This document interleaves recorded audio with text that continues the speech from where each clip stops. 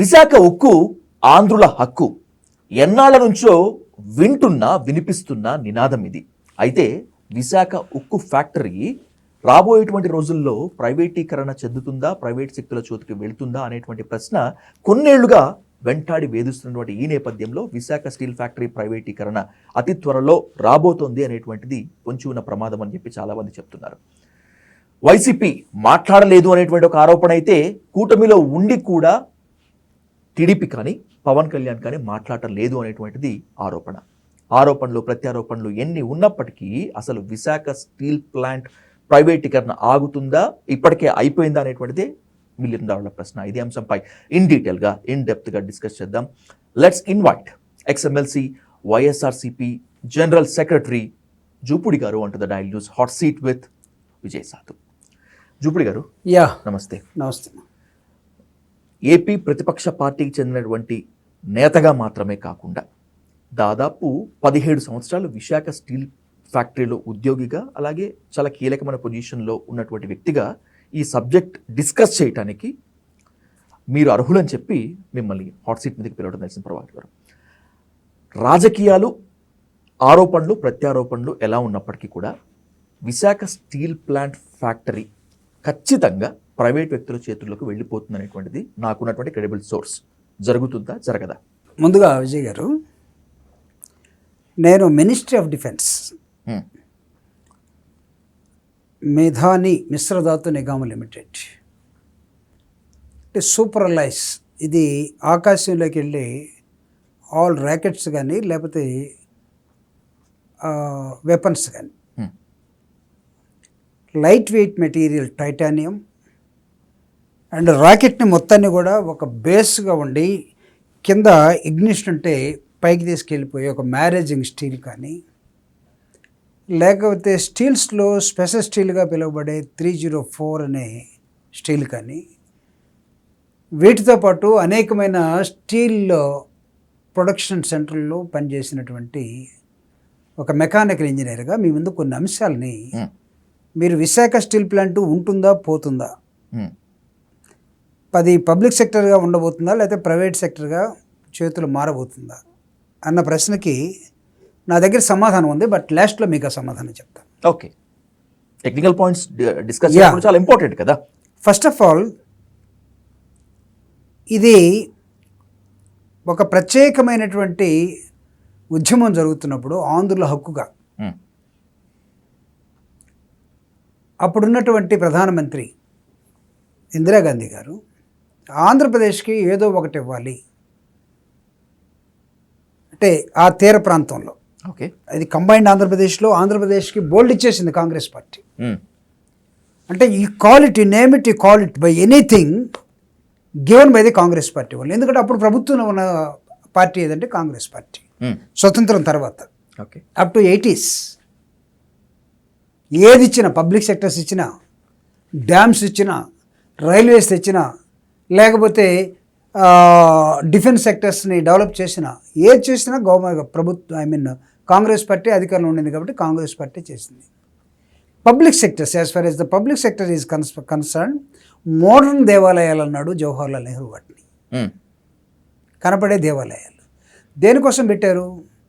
ఒక దేశం ఏర్పడిన తర్వాత, ఒక దేశం నిర్మించబడిన తర్వాత ఆ దేశం తన కాళ్ళ మీద తను నిలబడటం కోసం, వేరే దేశాల మీద ఆధారపడకుండా ఉండటం కోసం కొన్ని హంగులు ఆ దేశానికి ఉండాల్సిన అవసరం ఉంది. దానిలో వచ్చినటువంటిది BHEL కానీ, దానిలో వచ్చినటువంటిది DRDO కానీ, దాని నుంచి వచ్చినటువంటి వ్యక్తి రాష్ట్రపతి అయినటువంటి అబ్దుల్ కలాం కానీ, DRDOకి సిస్టర్ ఆర్గనైజేషన్స్గా ఉన్నటువంటి DMRL కానీ, DLRL కానీ, మెధాని కానీ, BDL కానీ, లేకపోతే RCI కానీ, ఇవన్నీ కూడా ఆ క్రమంలో వచ్చినటువంటి పబ్లిక్ సెక్టర్స్. యుద్ధమైలారం డిఫెన్స్ ఫ్యాక్టరీ, అవును. అదేవిధంగా బానూరులో ఉన్న BDL, కాంచన్బాగ్లో ఉన్న BDL, కాంచన్బాగ్లో ఉన్నటువంటి మెధాని, సో R&D చేసేటువంటి DRDO, ఇవన్నీ కూడా ఆ టైంలో వచ్చినట్టు. వీటితో పాటు BEL కానివ్వండి, వీటితో పాటు BHPV కానివ్వండి, వీటితో పాటు విశాఖ హార్బర్ కానివ్వండి, వీటితో పాటు అనేకమైన వచ్చిన క్రమంలో మాకు ఏంటి ఆంధ్రప్రదేశ్కి మెడ్రాస్ నుంచి బయటకు వచ్చిన తర్వాత అని వచ్చిన క్రమంలో కొంతమంది ప్రాణ త్యాగాలకు వెళ్ళినటువంటి నేపథ్యంలో వచ్చినటువంటిది 80sలో కోస్టల్ బెల్ట్లో సముద్ర తీరాన ఒక స్టీల్ ఫ్యాక్టరీ తీసుకోండి అని చెప్పారు. But as for as my knowledge is concerned, if you want to construct any industry should have a geographical location. What is meant by geographical location?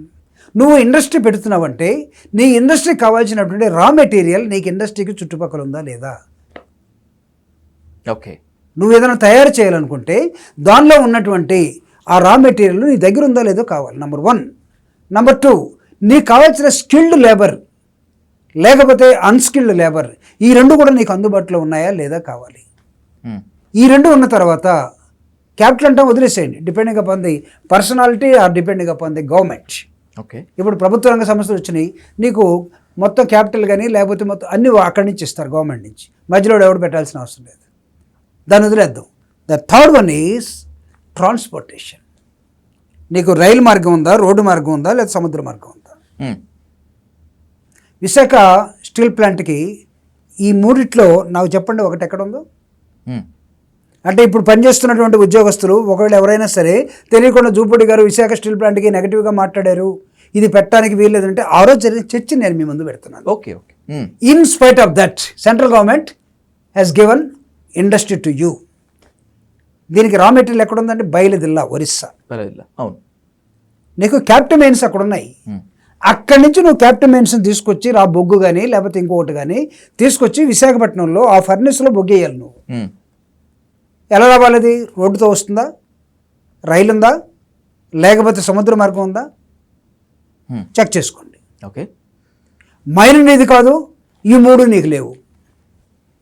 Still government కాబట్టి ఖర్చంతా government పెట్టుకుంటుంది, తీసుకొచ్చి పెట్టేశారు. కొన్ని వేల మంది ఎంప్లాయీస్ వచ్చారు, కొన్ని వేల మంది ఎంప్లాయీస్. మీరు ఈరోజు నన్ను ఒక ప్రశ్న అడిగారు, 80 to 2025 after 45 years the question is arising. అది ఒక భూతంలాగా 20,000 మంది ఉన్నటువంటి ఎంప్లాయీస్ ఉన్నటువంటి ఒక పబ్లిక్ సెక్టర్ని ప్రభుత్వాలే పెట్టినటువంటి దాన్ని ఇన్స్పైట్ ఇన్ని డిఫికల్టీ ఉన్నప్పుడు కూడా ఒక ప్రభుత్వము నీకు ఇది ఇచ్చింది, కానీ ఇప్పుడున్న ప్రభుత్వం దీన్ని మింగేస్తుంది. నీకు క్యాపిటల్ మైన్స్ లేవు కాబట్టి you are not eligible to produce iron అని చెప్తున్నారు ఇప్పుడు. అవును, నీ క్యాపిటల్ మైన్స్ లేవన్నాడు, ఇవ్వాల్సింది ఎవరు? కేంద్రం. ఎందుకు ఇవ్వట్లేదు నేను అడుగుతున్నా. అప్పటి నుంచి ఇప్పుడు దాకా ఎందుకు ఇవ్వలేకపోయారు? ఎక్కడో political lagging or managerial lagging ఎక్కడో కనపడుతుంది. సెంట్రల్లో ఉన్నటువంటి గవర్నమెంట్ని కానీ లేకపోతే అధికారంలో ఉన్న రాజకీయ పార్టీలు కానీ ఇన్ఫ్లుయెన్స్ చేసే దగ్గర పెట్టించినప్పుడు ఉన్నటువంటి ఉత్సాహం ఆ తర్వాత వచ్చినటువంటి రాజకీయ పార్టీలకి అధికారంలో ప్రతిపక్షంలో ఉన్న వాళ్ళకి ఈ ప్రాంతాల మీద ఇంట్రెస్ట్ తగ్గింది అనేదానికి ఇది ఒక ఉదాహరణ. Okay, what ever may be the political party. Being a mechanical engineer to evolute to this అని అంటే నేను ఇదే చెప్తాను నేను. Okay, I cannot cheat my self. అయితే 20,000 మంది ఎంప్లాయీస్ వచ్చిన తర్వాత నువ్వు ఎన్ని ఇబ్బందులున్నా తీసుకొచ్చిన తర్వాత do you know that Visakha steel plant has got market yards entire world wide. ప్రపంచవ్యాప్తంగా విశాఖలో ప్రొడ్యూస్ చేసినటువంటి రకరకాల స్టీల్ని అమ్మటం కోసం స్టీల్ ఫ్యాక్టరీలు అక్కడ స్టీలు మార్కెట్ యార్డ్స్ ఉన్నాయి. చైనాలో market yard for Visakha steel plant, వియత్నంలో market yard for Visakha steel plant, జపాన్లో మార్కెట్ యార్డ్ దే హ్యావ్, బ్యాంకాక్లో మార్కెట్ యార్డ్, ఈ విధంగా మలేషియాలో అంటే మార్కెటింగ్ పీపుల్ని రిక్రూట్ చేసుకొని ప్రొడక్షన్స్ని అక్కడ చేర్చి అక్కడి నుంచి ఇతర దేశాలకి అమ్ముతున్నటువంటి నేపథ్యం. It is not under losses. Terrible qualified employees are there, engineers are there, and imported material is there to produce. అంత సిఎన్సీ మెషిన్స్ ప్రోగ్రామింగ్ చేస్తే నీకు టన్స్ ఆఫ్ ఐరన్ బయటకు వచ్చేస్తుంది. అది నీకు కోల్డ్ రోలింగా, హాట్ రోలింగా, లేకపోతే ఫోర్జింగా, ఇవన్నీ కూడా దానిలో ఉన్నాయి. నీ ఫర్నెసెస్ ఎలక్ట్రికల్ ఫర్నెసెసా, గ్యాస్ ఫర్నెసెసా, లేకపోతే ఇంకొక రకమా, అవన్నీ కూడా ఇంపోర్టెడ్ మెటీరియల్ ఇదంతా. సో ఇంత classified industry equal to the SAIL కన్నా టెక్నాలజీలో ఇంకా చెప్పాలంటే ఈరోజు ఇంకొక అంశం కూడా తీసుకొస్తున్నారు, దీన్ని సెయిల్లో మెర్జ్ చేస్తారట. ఐఎమ్ సారీ, ఇప్పుడున్న కేంద్ర ప్రభుత్వం మెర్జింగ్ ప్రభుత్వం కాదు, ఇది డిస్మాంట్లింగ్ గవర్నమెంట్.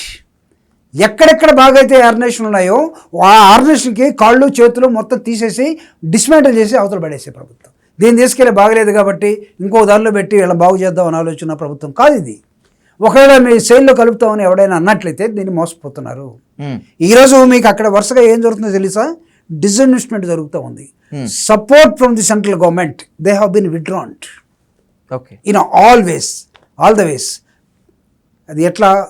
నీకు మేనేజరల్ సపోర్ట్ కానీ, ఫైనాన్షియల్ సపోర్ట్ కానీ, లేకపోతే గవర్నమెంట్ సపోర్ట్ కానీ మొత్తాన్ని విత్డ్రా చేసుకొచ్చింది. ఎందుకు 11,000 కోట్ల పైగా 1,100 కోట్ల పైగా కేంద్రం సహాయం చేసింది విశాఖ ఉక్కును కాపాడుకునేందుకే అని చెప్పి అందరూ మాట్లాడుతున్నారు. నో వాళ్ళు ఈ మధ్యకాలంలో కొంతమంది ఎందుకు రిలీజ్ చేశారంటే, ఓకే, దానిలో కొన్ని వింగ్స్ని కొంతమందికి అమ్మటానికి, ప్రైవేట్ వాళ్ళకి ఇవ్వటానికి సిద్ధపడ్డారు. ప్రైవేట్ వాడు కొన్ని కండిషన్స్ పెట్టాడు. మీరు మాకు అప్పుల్లో ఉన్న వింగ్ ఇస్తే, ఫర్ ఎగ్జాంపుల్ నువ్వు తీసుకొచ్చిన రా మెటీరియల్ బొగ్గు కానీ లేకపోతే ఇనుము తయారు కావడం కోసం మీకు పెట్టాల్సినటువంటి అన్ని రా మెటీరియల్స్ ప్రాపర్ రేషియోలో మిక్స్ చేసి ఫర్నేస్లో వేయటం కోసం you have to maintain a furnace. Okay. ఆ ఫర్నేస్ నుంచి నువ్వు దాన్ని బయటికి తీసుకురావడం కోసం, పోరింగ్ చేయటం కోసం, ట్యాపింగ్ చేయటం కోసం నువ్వు కొన్ని క్రేన్స్ వాడాల్సి వస్తుంది, కొన్ని ల్యాడర్స్ వాడాల్సి వస్తుంది. వాటన్నిటిని తీసుకొచ్చే క్రమంలో నువ్వు ఫర్నేస్ని మొత్తాన్ని టిల్ట్ చేసి ల్యాడర్లో పోయాలి. ఆ ల్యాడర్ మొత్తాన్ని తీసుకొచ్చేసి బయట ఇంకొక చోట మౌల్డ్లో పెట్టాలి. ఈ మౌల్డ్లో దాని దగ్గర చాలా టెక్నికల్ ప్రాసెస్ ఉంటుంది. దీన్ని ఒక్కొక్క దానికి ఫర్నేస్ ఒకటికి, హాట్ రోలింగ్ ఒకటికి, కోల్డ్ రోలింగ్ ఒకటికి, టోటల్గా మ్యాన్ పవర్ ఏజెన్సీ ఒకటికి అమ్మేసే కార్యక్రమాన్ని ఇప్పుడు ప్రభుత్వం తీసుకుంది. కొనేవాడు ఎవడైతే రెడీగా ఉన్నాడో వాడు పెట్టిన కండిషన్ ఏంటంటే, మీరు నాకు ఫర్నేస్ ఆపరేషన్ ఇస్తారు. ఓకే. ఫర్నేస్ ఆపరేషన్ ఇస్తే ఫర్నేస్ని నేను ఆపరేట్ చేయడం కోసం ఆ ఫర్నేస్ ఏరియాలో ఎక్కడో కూడా వీళ్ళకి అప్పు ఉండకూడదు. ఎందుకంటే దానికి ఒక ఆడిటింగ్ ఉంటుంది, అంతే, దానికి ఒక అకౌంటబిలిటీ ఉంటుంది, దానిలో ఒక మేనేజ్మెంట్ ఉంటుంది. ఇవన్నీ కూడా ప్రధాన్ని ఎక్కడెక్కడ మన సెక్షన్స్ అన్ని డిపార్ట్మెంట్స్ ఎక్కడ ల్యాగింగ్ ఉన్నాయి, ఎక్కడ ప్రాఫిట్లో ఉన్నాయి ఎవ్రీడే చెప్తుంటారు అక్కడ. కాబట్టి ఫర్నేస్ ఆ వింగ్ బాగలేదు కాబట్టి దానికి ఉన్న అప్పుల్ని ప్రభుత్వం కట్టడం కోసం పెట్టుకుంది. అక్కడ ఎవరికో మేలు చేయడం కోసం నువ్వు ఒక డిపార్ట్మెంట్ని, అక్కడ హ్యూమన్ రిసోర్సెస్ డిపార్ట్మెంట్ ఉంది, అక్కడ హాట్ రోలింగ్ ఉంది, అక్కడ ఫోర్జింగ్ ఉంది, అక్కడ హీట్ ట్రీట్మెంట్ ఉంది. వీటన్నిటిని చేసే క్రమంలో వీటిని నువ్వు XYZకి ఇస్తూ ఉన్నావు. నీ ఇంట్రెస్ట్ ఏంటో తెలుసు, వాళ్ళ ఇంట్రెస్ట్ ఏంటో తెలుసు. ఒక పబ్లిక్ సెక్టర్ని, కొన్ని వేల ఎకరాలు ఉన్నటువంటి విశాఖ స్టీల్ ప్లాంట్ని భూమితో సహా, ఇండస్ట్రీస్ సహా, ఎక్విప్మెంట్తో సహా మొత్తాన్ని నువ్వు తెగనమ్ముతున్న క్రమంలో వాడు పెట్టిన కండిషన్ కూడా నువ్వు ఈల్డ్ అయిపోయి ఆ అప్పు ముందుకు తీర్చడానికి ఇచ్చారు. Not to the improvement of the. అంటే ప్రైవేట్ వ్యక్తుల చేతికి ఇవ్వడానికి ముందు లైన్ క్లియరెన్స్ అనుకోవచ్చా, చేసుకోవటం అంతే. అంతేగాని న్యూ ఎక్విప్మెంట్ కొనడం కోసం, లేకపోతే కొద్దిగా బాగా లేకపోతే రిపేర్ చేయడం కోసం, లేకపోతే దీన్ని మోడర్నైజ్ చేయడం కోసం కాదు. ఇది see the conditions, the money, amount of money what they have been given to the Visakha, there are conditions. You have to use this money to this purpose. ఇది కానీ జనరల్ స్టేట్మెంట్ ఏంటంటే, నా వల్ల వచ్చిందని పవన్ కళ్యాణ్ గారు నిన్న విశాఖపట్నంలో వాళ్ళ పార్టీ మీటింగ్ పెట్టుకుని మన వల్లే 1,100 కోట్లు ఏదో వచ్చింది, ఎంత వచ్చింది సంథింగ్ లైక్ ది అమౌంట్, ఆయన మా వల్లే వచ్చిందని చెప్తున్నాడు. నీ వల్ల రావాల్సింది ఇండస్ట్రీని ఆపటమయ్యా. That you have to do. ఆయన ఏమన్నాడు తెలుసా? నేను నా నోట్బుక్లో రాసుకున్నాను చెప్తాను. ఇక్కడేదో సెంట్రల్ గవర్నమెంట్కి వెళ్ళి ఢిల్లీకి వెళ్ళి మెడలు ఉంచుతామని అంటున్నారు. మీరు ఆ స్పీచ్ చూడండి. అంత ఈజీ కాదు ఢిల్లీ మెడలు వంచడం. ఢిల్లీ పోయిన తర్వాత మనం ఏం వేషాలు వేస్తామో అందరికీ తెలుసు. కాబట్టి ఇక్కడి వరకే మన ఉపన్యాసాలు. ఆడ పోయిన తర్వాత మనం పవర్ పాయింట్ ప్రజెంటేషన్ ఇస్తామంటే ఆడు వినేవాడు ఎవడు ఉండడు. అమిత్ షాకి టైం ఉండదు, మోడీకి టైం ఉండదు. జస్ట్ మన ఇచ్చిన రిప్రజెంటేషన్ తీసుకొని వాళ్ళంటే ఏమంటారంటే, పవన్ కళ్యాణ్ మాటల్లో చెప్తున్నాడు, we look into it అంటారంట. లుక్ ఇన్ టు ఇట్ అంటేనే అది పెద్దగా మనకు ఫేవర్ చేసినట్టు. అంటే ఏ లెవెల్లో మీరు సరెండర్ అయిపోయారు నాకు అర్థం కాలేదు. 21 సీట్లు వస్తే మీ సరెండరింగ్ ఎలా ఉందంటే మొత్తం సాష్టాంగం పడిపోయారు కదా. నేను అందుకే చెప్తుంది, టెక్నాలజీ ఈజ్ డిఫరెంట్. అండ్ ఇనిషియల్గా దాన్ని ఆ విఎస్పిని ఆంధ్రప్రదేశ్లో పెట్టడం ఒక సబ్జెక్ట్, దాన్ని కాపాడుకోవటంలో పొలిటికల్ అసిస్టెన్స్ ఏంటంటే, ప్రజలు ఎవరైతే ఓట్లేసి గెలిపించారో ఎంపీలని, మంత్రుల్ని, ఎమ్మెల్యేలని, వీళ్ళందరూ కూడా కేంద్రంతో బార్గైన్ చేసి దాన్ని బతికించమని, సాగిలపడమని కాదు. I'm sorry to say, after 45 years the fate of the VSP in Vizag state, Vizag district, the employees who are there into Visakhapatnam steel plant, They have been incorporated so many new ideas. They have అంటే వాళ్ళు ఎలా evaluate అయ్యారంటే వాళ్ళు సొంత ఇల్లు కట్టుకున్నారు, సొంత families ఉన్నాయి, పిల్లలు చదివించుకున్నారు, పిల్లలు ఉద్యోగాలు చేస్తున్నారు, దానికోసం కొంత అప్పు తీసుకున్నారు, లోన్ తీసుకున్నారు, ఆ ఉద్యోగం మీద ఆధారపడి వాళ్ళని ఇప్పుడు ఒక 30 years సర్వీస్ వచ్చిన తర్వాత now what is the voice of the management మేమేమి చేయలేము, మీకు జీతాలు కూడా రావు, ఆర్గనైజేషన్ లాసుల్లోకి వెళ్తూ ఉంది, కాబట్టి మీరు ఏదో ఒకటి చూసుకోండి. ఏదో ఒకటి చూసుకోమంటే ఇంకొక 5 సంవత్సరాలు సర్వీస్ ఉన్నటువంటి ఒక general manager where he has to go? పెళ్లికి ఎదిగొచ్చినటువంటి కూతురు ఒక పక్క ఉన్నది, ఇంకా సెటిల్ కానీ కొడుకు ఒక పక్క ఉన్నాడు, వాళ్ళ చదువుల కోసం తీసుకున్న లోన్లు ఉన్నాయి, ఇల్లు కట్టుకున్న ఇంటికి కోసం తీసుకున్న లోన్లు ఉన్నాయి, శాలరీ మీద ఆధారపడి. నువ్వేం చెప్తున్నావంటే ఏదో ఒకటి చూసుకోమంటే take VRS and then get out. VP Singh ఉన్నప్పుడు ప్రధానమంత్రిగా పబ్లిక్ సెక్టర్స్ కొన్ని ప్రాబ్లమ్స్లో ఉన్నాయన్నప్పుడు they have offered and given golden shake hand. ఒకవేళ నీ స్వతంత్రంగా నువ్వు వెళ్తానంటే వెళ్ళేటట్టుగా వెళ్ళేటప్పుడు ఒక ప్యాకేజ్ ఇచ్చేవాళ్ళు, that is called golden shake hand. Okay. ఇప్పుడు ఒట్టి చేతులతో పంపిస్తున్నారు. నువ్వు వెళ్ళకపోతే విఆర్ఎస్ తీసుకుని వెళ్ళకపోతే మేము తీసేస్తాం, రేపు నడబట్టుకుని బయటికి గెంటేస్తాం. ఇప్పుడు విఆర్ఎస్ తీసుకుని అట్లీస్ట్ నీ పిఎఫ్ అన్న నీకు ఇస్తాం, లేకపోతే నువ్వు మిగిల్చుకున్నటువంటి ఏదైనా బ్యాంక్ అకౌంట్లో డబ్బులు ఏమన్నా మాకు మీకు కావాల్సి అంటే కంబైన్డ్గా ఉన్నటువంటి రేషియోలో అదన్నా ఇస్తాం, లేకపోతే ఇది కూడా రాదు నీకు. అక్కడ పనిచేసే ఎంప్లాయీస్ని below the cadre of artisans వీళ్ళంతా కూడా పాలిటెక్నికల్ ఐటీఐ వాళ్ళు. ఇప్పటికి మనం మాట్లాడుతున్న సమయానికి స్టీల్ ప్లాంట్లో ఉన్నటువంటి కొన్ని విభాగాల్లో వందలాది మంది ఉద్యోగులని అక్రమంగా బయటికి పంపించేశారు, లేకపోతే బెదిరించి బయటికి పంపించేశారు, లేకపోతే బలవంతంగా బయటికి పంపించేశారనే వార్తలు వస్తున్నాయి. నిజమేనా? There are contract employees. Okay. Contract employees, outsourcing. నాకు తెలిసి విశాఖ స్టీల్ ప్లాంట్లో దాదాపు ఒక 15,000 మంది ఉంటారు. They are the real workers now. ఈ ఇంజనీర్స్ వీళ్ళందరూ కూడా కొంచెం సూపర్వైజన్లోకి వెళ్ళిపోతారు, కానీ they are the real workers. అంటే ఒక స్టీల్ ఇండస్ట్రీలో పనిచేస్తున్నామంటే నేను చెప్తున్నా, ఒక స్టీల్ ఇండస్ట్రీలో మాకు ఒక మెల్ట్ బయటికి తీసుకురావాలంటే ₹1 కోటి అమౌంట్ దానిలో ఉంటుంది. మేము నికెల్, కోబాల్టు, యురేనియం మొత్తం రకరకాల మెటీరియల్స్ మొత్తం కలిపి మాకు కావాల్సిన మెటీరియల్ని వ్యాక్యూమ్లో మేము మెల్ట్ చేసేటప్పుడు -3 మిల్లీబార్ టు -9 మిల్లీబార్ వ్యాక్యూమ్ టెక్నాలజీలో దాన్ని వ్యాక్యూమ్లో మెల్ట్ చేసేటప్పుడు 1300 డిగ్రీ సెంటిగ్రేడ్లో మేము చూసుకోవాల్సినటువంటి అనేకమైన టెక్నికల్ పాయింట్స్ కానీ లేకపోతే మేము పెట్టాల్సినటువంటి కాన్సన్ట్రేషన్ కానీ ఒక మెల్ట్ బయటకు రావాలంటే ఇంజనీరింగ్లో ఒక సెమిస్టర్ ఎగ్జామ్ కోసం ఎంత తపన పెట్టి రాస్తామో అంత భయంకరంగా మైండ్ పెట్టాల్సిన అవసరం. దానిలో ఇప్పుడు క్యాజువల్ ఎంప్లాయీస్ కానీ లేకపోతే డైలీ వేజెస్ కానీ లేకపోతే కాంట్రాక్ట్ ఎంప్లాయీస్ కానీ 15,000 మందిని వీళ్ళు 15,000 మందిలో పిటి ఏంటంటే మేనేజ్మెంటు కొంతమంది కాంట్రాక్టర్స్ కలిపి 15,000 మందిలో ఒక 5,000 మందికి అసలు వాడు పనికిరాడు, రిజిస్టర్లో ఉండడు, కానీ వీళ్ళ రోల్స్లో ఉంటాడు, వాడికి మస్ట్ వేసుకుని వీళ్ళు డబ్బులు తీసుకుంటూ ఉంటారు కాంట్రాక్టు మేనేజ్మెంట్. వాళ్ళని తీసేయకుండా గవర్నమెంట్ మొత్తం ఫ్యాక్టరీ మూసేస్తున్నాం అని చెప్పేసి మిగిలిన 10,000 మందిలో కొంతమందిని ఒక 5,000 మందిని ఆపేశారు, real workers. Then who has to assist you in the process of doing melting steel in Visakha steel plant? Tell me. Okay. My dear management, a general manager and above, including the managing director and chairman and ED and personal executive and GM and senior manager, deputy manager and all the hierarchical fellows. What is your answer? లేదు. కాబట్టి management side కొన్ని subject కొన్ని ఉన్నాయి, but ఇన్నున్నప్పుడు కూడా నువ్వు assistance ఇవ్వాల్సినట్టు కేంద్ర ప్రభుత్వం దీన్ని మూసేసే కార్యక్రమానికి వెళ్ళింది. పవన్ కళ్యాణ్ మాట్లాడుతున్నాడు, కార్మికులు సరిగా మేనేజ్మెంట్ని ప్రభుత్వాన్ని అర్థం చేసుకొని వాళ్ళ హక్కులను అడగాలట. కార్మిక సంఘాలు కూడా కాస్త తప్పుదోవలో పోతున్నట్టుగా ఉన్నాయి, కార్మిక సంఘాలు కూడా రియాలిటీని గ్రహించాలని కూడా అన్నట్లు గుర్తు చూశాను నేను. అంటే అక్కడ ఉన్నటువంటి సిఐటి కానీ, ఓకే, ఐఎఫ్టీ కానీ, లేకపోతే కాంగ్రెస్ పార్టీ అఫిలియేటెడ్గా ఉన్నటువంటి ఐఎన్టీసీ కానీ, బీజేపీకి అఫిలియేటెడ్గా ఉన్నటువంటి బిఎంఎస్ కానీ, లేకపోతే సిపిఐ వాళ్ళది కానీ, లేకపోతే ఇంకా ప్రైవేట్ సంఘాలు కొంతమంది ఇండివిజువల్గా ఉన్నారు, వీళ్ళందరూ కానీ వాళ్ళు ఒళ్ళు దగ్గర పెట్టుకొని పని చేయకపోతే, మీరు సరిగా లేకపోతే ఇది గవర్నమెంట్ తీసేసుకుంటుందని పవన్ కళ్యాణ్ మీరందరూ కరెక్ట్గా లేరని చెప్తున్నాడు. ఈరోజు మళ్ళా దాదాపు 2-3 సంవత్సరాల తర్వాత ఈరోజు మార్నింగ్ నేను మీ దగ్గరికి వచ్చేటప్పుడు చూస్తే విశాఖ స్టీల్ ప్లాంట్లో ఉన్నటువంటి మొత్తం ఎంప్లాయీస్ గేటు ముందుకు వచ్చేసి ధర్నా చేస్తూ ఉన్నారు. సమస్య లేదు, దీన్ని ప్రైవేటైజేషన్ కానివ్వము అని మా ప్రాణాలని పెడతా ఉంటున్నారు.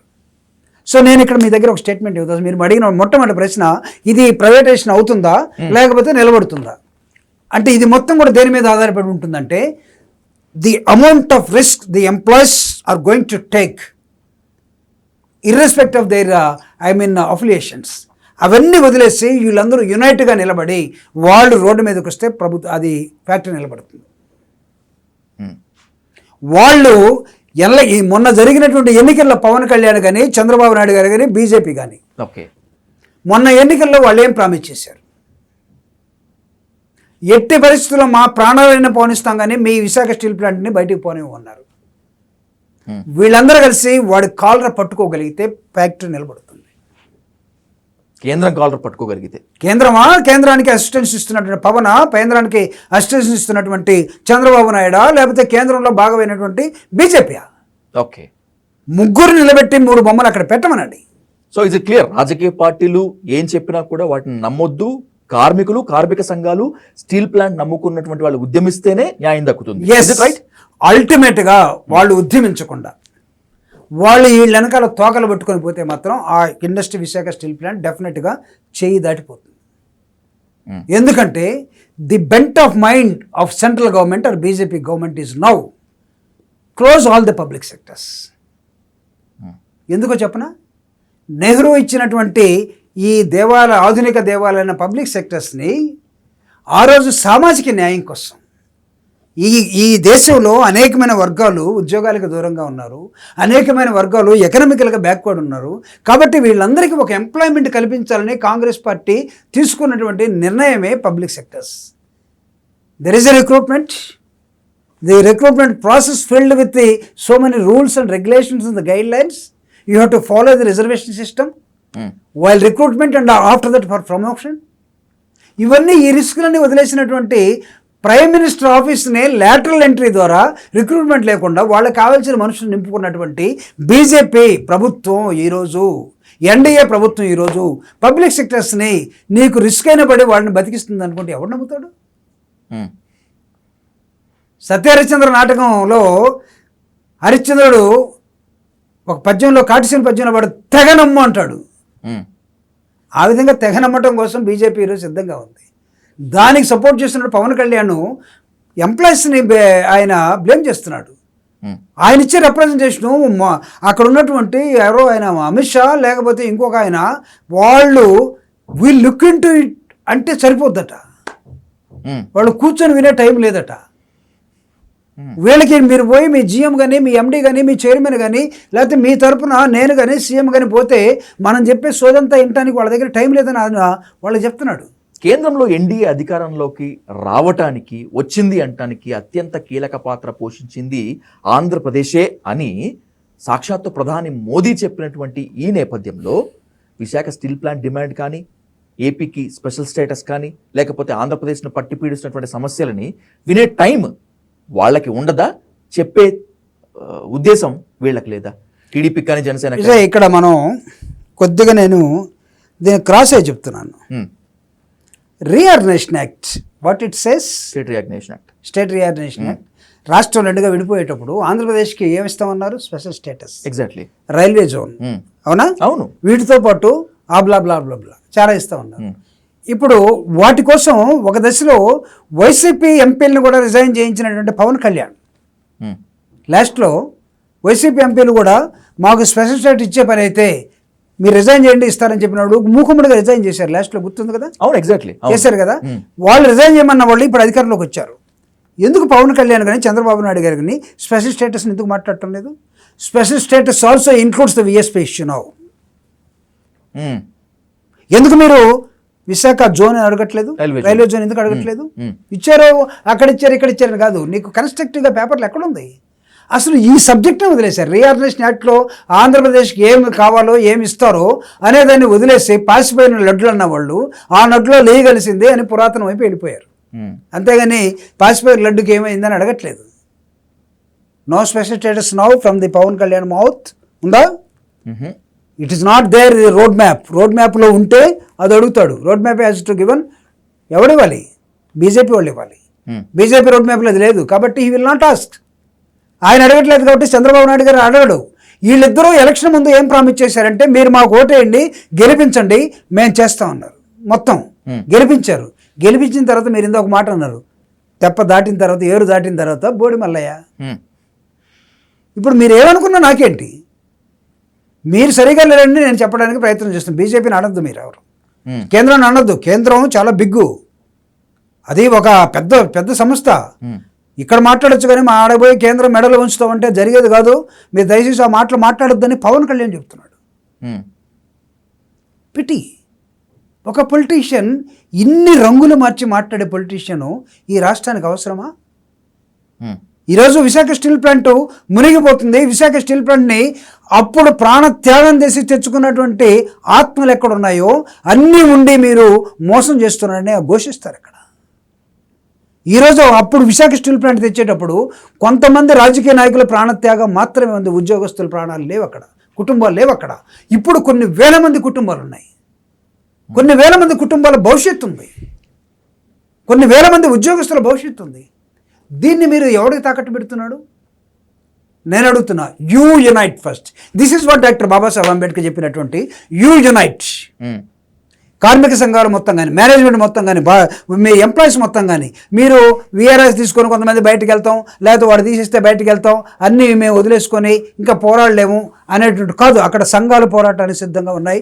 You try to give support to the సంఘం or organisations or trade unions. ఉండండి, నిలబడండి.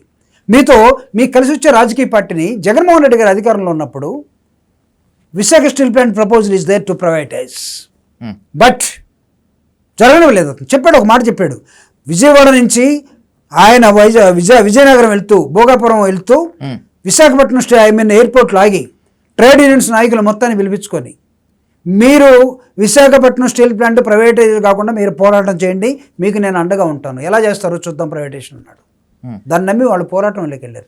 జగన్మోహన్ రెడ్డి గారు ప్రభుత్వంలో ఉన్నంతకాలం అక్కడ కేంద్రం కూడా దాన్ని తీయటానికి సిద్ధపడలేదు. కుమారస్వామి ఆ మాట చెప్పారు, సెంట్రల్ మినిస్టర్ కుమారస్వామి ఆ మాట చెప్పారు. ఎస్, అక్కడ ప్రైమ్ మినిస్టర్ ఐ థింక్ ఒకసారి మోడీ వైజాగ్ వచ్చినప్పుడు జగన్మోహన్ రెడ్డి గారు the interest of my party towards the state స్పష్టంగా విశాఖ స్టీల్ ప్లాంట్ని ప్రైవేటైజేషన్ చేయడానికి లేదు తెలుగులో మాట్లాడాడు. ఒకవేళ ఆయనకి ఇంగ్లీష్ తెలుగు అర్థం కాదేమోనని ఇంగ్లీష్లో కూడా ట్రాన్స్లేట్ చేసి మాట్లాడాడు. దట్టగా protection YSR Congress party the then chief minister he's given to the Visakha steel plant. Now the chief minister, నీకేమైంది ఇక్కడ? ఇప్పుడు డిప్యూటీ సీఎం నీకేమైంది? మీ తెలుగుదేశం పార్టీ అధ్యక్షుడు కూడా అక్కడే ఉన్నాడు, అదే విశాఖ స్టీల్ ప్లాంట్ ఉన్న కాన్స్టిట్యున్సీ. ఏమైంది మీకు? అంటే ప్రజలంటే లెక్కలేదా? నేను అడుగుతా ఉన్నాను. ఉద్యోగస్తులు అంటే లెక్కలేదా? ట్రేడ్ యూనియన్స్ అంటే లెక్కలేదా? మనుషులు అంటే లెక్కలేదా? అంత అహంకారంతో మీరు పోతే రేపు మీరు ఫ్రేలో ఉండాలిగా ఎన్నికల్లో. వీళ్ళందరూ ఓటర్సే కదా. ఏ విధంగా మాట్లాడతాడు పవన్ కళ్యాణ్ గారు? విశాఖ స్టీల్ ప్లాంట్ని చేతులు ఎత్తేస్తామని చెప్తున్నాడు. నువ్వు అంతకుముందు ఏం చెప్పావు? నీ ఎన్నికల ప్రామిస్ సూపర్ 6లో ఇది కూడా ఉందో చూడండి. అయినా విశాఖ ఉద్యోగులతో, విశాఖ కార్మికులతో, స్టీల్ ప్లాంట్ కార్మికులతో దీక్ష చేసినటువంటి ట్రాక్ రికార్డు, ఏదేమైనా కథం తొక్కుతాము, స్టీల్ ప్లాంట్ ప్రైవేటీకరణను ఆపి తీరతామని చెప్పినటువంటి పవన్ కళ్యాణే ఇప్పుడు ఆ విధంగా మాట్లాడుతుంటే ఇందాక సుగాలి ప్రీతి వాళ్ళ మదరు ఆ వీల్ చైర్లో ఉన్న ఒక లేడీ తన బిడ్డని మానభంగం చేసి చంపేశారు అని చెప్పి అడిగితే పవన్ కళ్యాణ్ గారు వెళ్ళి జగన్మోహన్ రెడ్డి గారి ప్రభుత్వం అధికారంలో ఉన్నప్పుడు, పార్టీ అధికారంలో ఉన్నప్పుడు మొత్తం సుగాలి ప్రీతి కుటుంబానికి న్యాయం జరిగేంత వరకు నేను ఉంటాను అండగా అన్నాడు. కానీ ఈరోజు ఆవిడ అడుగుతూ ఉంది, నాకు ఆ రోజు ప్రామిస్ చేసిన పవన్ కళ్యాణ్ అప్పటి మనిషి కాదు, ఇతను వేరే మనిషి అని చెప్తా ఉంది. మీకు విశాఖ స్టీల్ ప్లాంట్కి ఎన్నికల సమయంలో వచ్చిన పవన్ కళ్యాణ్ కాదు, ఇప్పుడు మీ దగ్గర ఉంది డిప్యూటీ సీఎం, ఇతను బీజేపీ చేతిలో ఉన్నటువంటి వాళ్ళ పప్పెట్టి మాత్రమే అర్థం చేసుకోమని నేను చెప్తున్నాను. అందుకే YSR Congress party took a stand. Visakha steel plant privatisation కాకుండా ఎంప్లాయీస్కి అండగా వైఎస్ఆర్ కాంగ్రెస్ పార్టీ నిలబడబోతూ ఉంది. ఇందాకే మా బొత్స సత్యనారాయణ గారు ఒక మాట మాట్లాడారు, జగన్ గారితో మాట్లాడడం, అవసరమైతే జగన్మోహన్ రెడ్డి గారు విశాఖ స్టీల్ ప్లాంట్ వచ్చి ఆ ధర్నాలో కానీ వాళ్ళతో కలిసి కూర్చొని మాట్లాడి ఇది ప్రైవేటైజ్ కాకుండా మా పోరాటం ఉంటుందని చెప్పారు. అందరం కలిసిన తర్వాత ఇప్పుడు చేయమనండి, వాళ్ళని ప్రైవేటైజేషన్ ఎలా చేస్తారు? ఏమైనా ఓటు చోరీనా, దొంగ ఓట్లు వేసుకుని గెలవడానికి? విశాఖ స్టీల్ ప్లాంట్లో ఉండే ఉద్యోగస్తులు కూడా విశాఖ ఉక్కు అంతా, విశాఖ స్టీల్ ప్లాంట్ అంతా గట్టిగా లేకపోవచ్చేమో ఎంప్లాయీస్, ఎందుకంటే వీళ్ళు మనుషులు కాబట్టి, దట్ ఈస్ ఓన్లీ మెటీరియల్. వీళ్ళు ఆ విధంగా తయారయ్యే సమయాన్ని వైఎస్ఆర్ కాంగ్రెస్ పార్టీ తయారు చేయబోతా ఉంది. కాబట్టి వాళ్ళకి అండగా మేము ఉంటాం. నేను being a technocrat, I'm telling you, being an employee worked for Ministry of Defence for 17 years in different స్టీల్స్లో నాకు ఉన్నటువంటి నాలెడ్జ్ని, నాకు ఉన్నటువంటి వ్యాక్యూమ్ టెక్నాలజీని, మేము సూపర్వైజ్ ఏ విధంగా ఏ మెటీరియల్ ఏ విధంగా బిహేవ్ చేస్తుందో తెలిసినటువంటి వాళ్ళలో దానిలో భాగమైనటువంటి విఎస్పి స్టీలు ప్రపంచవ్యాప్తంగా అమ్ముడుపోతున్నప్పుడు, ప్రపంచవ్యాప్తంగా మీ విఎస్పి అనే ఒక బ్రాండ్ ఉన్నప్పుడు ఏ విధంగా మీరు ఈ బ్రాండ్ని తీసేయటం కోసం దీన్ని అమ్మేస్తాం, దీన్ని ప్రైవేటైజ్ చేస్తాం, దీన్ని వాడికిస్తాం, దానిలో ఆ ముక్క తీసేస్తాం, ఈ డిపార్ట్మెంట్ని పనిచేస్తాం? What is this nonsense you're talking? Whatever it may be, politics apart. Jupudi Prabhakar గారు, వైజాగ్ స్టీల్ ప్లాంట్ ఫ్యాక్టరీని ప్రైవేట్ వ్యక్తుల్లోకి వెళ్లకుండా కాపాడుకోవాల్సినటువంటి బాధ్యత రాజకీయ పార్టీల మీద ఉంది. అన్నింటికన్నా మీరు చెప్పినట్లు ఆ ప్లాంట్ని నమ్ముకొని బతుకుతున్నటువంటి కార్మికుల మీద, ఆ కుటుంబాల మీద, ఆ ఉద్యోగుల మీద ఉంది. ఏదైనా కావచ్చు, కేంద్రం ఖచ్చితంగా వైజాగ్ స్టీల్ ప్లాంట్ ప్రైవేటీకరణను ఆపాలని కోరుకుందాం, లేకపోతే సార్ ఇక్కడ ఒక పని చేయొచ్చు. కూటమి ప్రభుత్వానికి ఉన్నటువంటి ఎంపీలు నాకు తెలిసి దాదాపు 22 మంది ఉన్నట్టు. వాళ్ళందరినీ ఒకవేళ మోడీ కానీ, నిర్మలా సీతారామన్ కానీ, కుమారస్వామి కానీ, సెంట్రల్ గవర్నమెంట్ మినిస్టర్స్ వీళ్ళందరూ విశాఖ స్టీల్ ప్లాంట్ని ప్రైవేటైజ్ చేస్తున్నామంటే I demand from our party, YSR Congress party, మీ తెలుగు కూటమి ఎంపీలందరూ కూడా రాజీనామా చేస్తామని బయటకు వచ్చి పార్లమెంట్ ముందు ఒక అరగంట సేపు ధర్నా చేయండి. పార్లమెంట్లో ఉన్నటువంటి బీజేపీ ప్రభుత్వం మీ దగ్గరికి వచ్చి కాళ్ళ మధ్య పడకపోతే నన్ను అడగండి. జరిగే పనేనా, అయ్యే పనేనా? ఎందుకు చేయరు? ఎవడోట్లతో వచ్చారు మీరు? ఎవరిక్కడ అక్కడ విశాఖపట్నం ఉన్న ఎంపీ ఎవరు ఇప్పుడు? కూటమి ఎంపీ కాదా? What is his responsibility? Visakhapatnam నుంచి బయటికి వెళ్తే శ్రీకాకుళంలో ఎంపీ ఎవరు? మీ పార్టీ కాదా? అక్కడి నుంచి బయటకు వస్తే మొత్తం ఎంపీలందరూ ఎవరు? మీకు బాధ్యత లేదా? నీకు తృణమూల కాంగ్రెస్ ఒక ఎంపీ పార్లమెంట్లో చెప్పినట్టుగా వాషింగ్ మిషన్లో వేసి అటు ఇటు తిప్పితేనే మీకు అందరూ కూడా నేరస్తులంతా న్యాయస్తులుగా కనబడతా ఉంటే మీరెందుకు వాషింగ్ మిషన్లో బీజేపీ వేయలేరు? మై డియర్ కూటమి ఎంపీస్ ఆర్ యువర్ లీడర్స్, చెప్పండి. అలాంటి బాధ్యత ఏదంటే కొనసాగి సత్యనారాయణ గారికి ఇవ్వండి, Anakapalli MLA, senior most MLA. ఒకవేళ అక్కడ ఉన్నటువంటి భరత్ ఒకవేళ కొత్తవాడ ఉండొచ్చేమో రాజకీయాలకి. విష్ణుకుమార్ రాజు ఉన్నాడు, నార్త్ విశాఖపట్నం ఎమ్మెల్యే. లేకపోతే అక్కడ ఉన్నటువంటి ఇప్పుడు ప్రజెంట్ తెలుగుదేశం పార్టీ అధ్యక్షులు, మీ అక్కడ ఉన్నటువంటి లోకల్ ఎమ్మెల్యే, అందరు కలిసి కూర్చొని మాట్లాడండి. కేంద్ర ప్రభుత్వం మీ దగ్గర ఉన్నటువంటి, ఒకవేళ మీరు ఈ మిగిలిన 3 సంవత్సరాలు పదవి కోసం చూసుకుంటే మీ సోకంతా పోతుంది. తర్వాత మీరు రోడ్ల మీద తిరగాల్సి వస్తుంది. ఎంప్లాయీస్ తిరుగుతారు అనుకుంటున్నారేమో, మిమ్మల్ని తిప్పుతారు వాళ్ళు. ప్రజాగ్రహం తప్పదు, ఖచ్చితంగా ఉంటుంది. దాన్ని ఫేస్ చేయాల్సిన అవసరం ఉంటుంది. మై రిక్వెస్ట్ అండి, ఇక్కడ ఉన్నటువంటి కూటమి government MPs and government leaders including Chandrababu Naidu and Pawan Kalyan,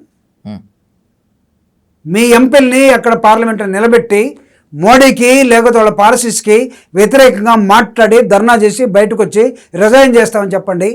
నీకు స్టీల్ ప్లాంట్ నిలబడుతుంది. ఇది జరుగుతున్న నమ్మకం నాకైతే లేదు, కానీ తెలుగు వాళ్ళ కోసం ఈ మాత్రం తెగువ, ఈ ఆత్మగౌరవం విజయ్, నేను ఇప్పుడు చెప్తున్నాను. వీళ్ళు బిఫోర్ ఎలక్షన్ అదే చెప్పారు. వీళ్ళు మా ప్రాణాలైనా అడ్డుపెట్టి విశాఖ స్టీల్ని మేము రక్షించుకుంటాం అన్నారు. ప్రాణత్యాగం నేను అడగట్లేదే, నేనే అడుగుతున్నాను. After all you prepare a dharna or a slogan నేను పార్లమెంట్ వాయిస్ ఎత్తమని నేను అడుగుతున్నా. బయటకు వచ్చి మోడీ వెనకపోతే బయటకు వచ్చి మాకు అక్కడ లేనప్పుడు, మా రాష్ట్రానికి ఉపయోగపడినప్పుడు, మా రాష్ట్రంలో ఉన్నటువంటి ఒక ఎక్సలెంట్ పబ్లిక్ సెక్టర్ని మీరు మూసేసి ఏ ప్రైవేట్ వాడిగా ఇస్తున్నప్పుడు ఈ బోడీ పదవి మాకెందుకని రిజైన్ చేసి బయటికి రమ్మని అడుగుతున్నా. మీ ప్రాణాన్ని అక్కడ పణంగా పెట్టమని నేను అడగట్లేదు. కానీ మీరేం చెప్పారు? అవసరమైతే మా ప్రాణత్యాగం చేస్తామన్నారు. అది చేయండి మీరు. ప్రాణత్యాగాలు ఇప్పుడు పెద్దగా ఎవడు చేయట్లేదు, అవసరం లేదు. అవసరమైతే వెనక నుంచి పడవటం, ముందు నుంచి పడవటం, లేకపోతే చూసి చూడనట్టు పోవటం, మాటలు రానట్టుగా యాక్షన్ చేయటం. ఈ యాక్షన్ అంతా కూడా పవన్ కళ్యాణ్ గారు బ్రహ్మాండంగా పండిస్తూ ఉన్నారు ఇప్పుడు సినిమాల కన్నా అద్భుతంగా. తన స్పీచ్ నేను విన్నాను కాబట్టి నేను చెప్తున్నా.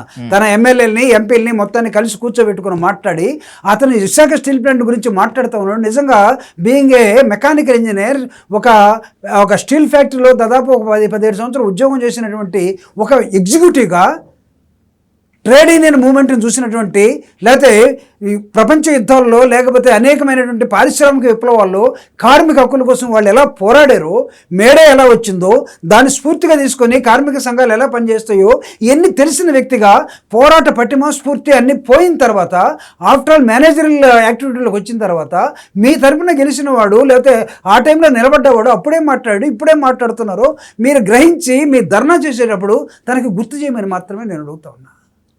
Don't try to twist your tongue number of times. Don't think that you are a cinema actor. Now you are a real hero in political life.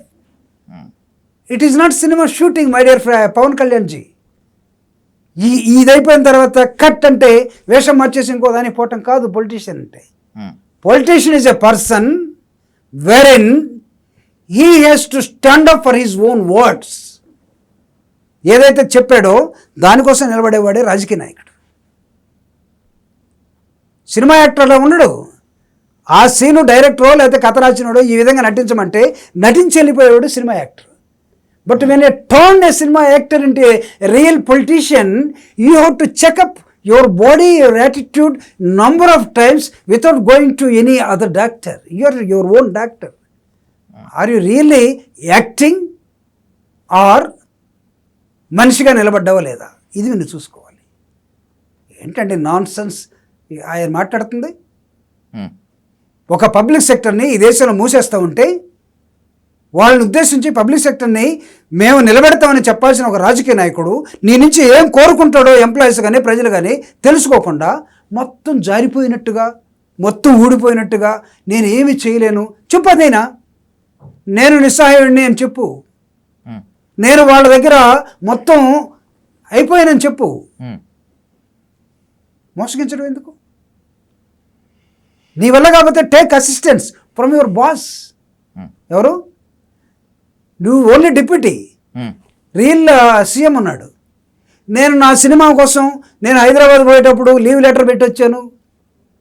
నా లీవ్ లెటర్ చంద్రబాబు నాయుడు గారు ఓకే చేశారు. అందుకే నేను హైదరాబాద్లో అడుక్కుంటున్నాను వీరమల్లు సినిమా కోసం టికెట్లు పెంచమని తెలంగాణలో ముఖ్యమంత్రిని. అసలు రాజకీయాల్లో లీవ్ లెటర్ ఏంటి? రాజకీయాల్లో నీ లీవ్ లెటర్ని నువ్వు పెట్టడం ఏంటి? ఇంకోటి శాంక్షన్ చేయటం ఏంటి? ఉంటుందా? ఎలా మాట్లాడుతున్నారు? ఇదేమన్నా ఒక ప్రైవేట్ కంపెనీ లేదా గవర్నమెంట్ కంపెనీ? నువ్వు లీవ్లో పోయినప్పుడు నీకున్నటువంటి సిక్ లీవ్స్ కానీ, నీకున్న ఎర్ర లీవ్స్ కానీ, నీకున్న అదర్ లీవ్స్ కానీ, లేకపోతే సిఎల్స్ కానీ ఇవన్నీ నువ్వు లెక్కేసుకొని సంవత్సరానికి 12 నాకు సిఎల్స్ ఉంటాయి, నెలకు ఒకటి మాత్రం పెట్టుకోవాలి, లేకపోతే ఇయర్స్ ఉంటాయి ఒక 25 వీటిని పెట్టుకోవాలి అనుకునే పొలిటికల్ సిస్టమ్ కాదేమంది. నువ్వు హౌ యూ టాకింగ్? మినిమం రాజ్యాంగాన్ని నేర్చుకోమని చెప్తాను. Try to study public administration, learn political science, then come to the politics. Politics అంటే ఏమనుకున్నారు? ప్రజల మీద ప్రేమ లేకుండా, ప్రజలంటే భయం లేకుండా నటించేవాడు ఎవడైనా వస్తే ఇలానే ఉంటుంది. రాజకీయ నాయకుడిగా వచ్చేవాడికి there are 2 qualities he must have it. 2 ingredients. ఒకటి, ప్రజల్ని ప్రేమించాలి, ప్రజలంటే భయం ఉండాలి. ప్రజల్ని ఎందుకు ప్రేమించాలంటే ఒక మనిషిగా love and affection you have to show. ఎందుకు భయపడాలంటే రేపు మళ్ళీ ఎలక్షన్లో నేను నిలబడతాను కాబట్టి వాళ్ళకి అనుకూలంగా నేను చేయకపోతే వాళ్ళు రేపు నాకు వేటేస్తారు. కాబట్టి నువ్వు భయపడాల్సిన అవసరం ఉంటుంది. భయము ప్రేమ ఈ రెండు లేనివాడు రాజకీయాల్లోకి వస్తే ఇలానే తగలబడుతుంది. రకరకాల మాయ మాటలు చెప్పి అధికారంలోకి రావచ్చు, తర్వాత మళ్ళీ పోవచ్చు, మళ్ళీ తర్వాత రావచ్చు అనుకుంటే ఇది ఇలానే ఏడుస్తుంది. ఐఎమ్ సారీ, ఇంతకన్నా ఎక్కువ నేను వాళ్ళకి చెప్పాల్సిన అవసరం లేదు. మిగతాది ప్రజలు తెలుసుకుంటారు. రాబోయే ఎన్నికలు దగ్గరలోనే ఉన్నాయి. ఈ ప్రభుత్వం త్వరలో కూలబోతూ ఉంది. ఇప్పుడున్నటువంటి ప్రభుత్వం ఎన్డీఏ ప్రభుత్వం కానీ ఇక్కడ కూటమి కానీ త్వరలో కూలబోతానే ఉంది. తర్వాత మీరు దీనికి రీజన్స్ ఏంటో అడిగితే తర్వాత మనం మాట్లాడదాం. Right, let's hope for the best. చూపుడు గారు, let's once again thank you so much. Thank you.